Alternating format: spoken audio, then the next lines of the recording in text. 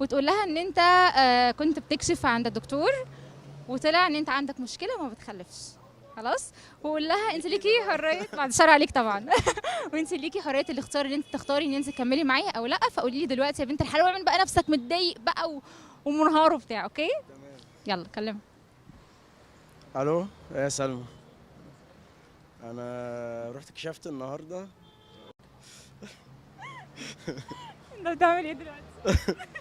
بمثل. النهارده رحت كشفت عند الدكتور وحصل حاجه كده ان انا ما بخلفش. عملت تحاليل. اه. اه ايه. بعدين. بس وانا قلت اقول لك، حابه تكملي معايا، حابه مش حابه شوف اللي يستاهلك. عادي يعني، لسه بحبك برضه. وانا بموت فيك. انا كمان. قلبي يا ناس. الموضوع ده مش هيفرق معاكي لا عادي. بجد؟ اه والله.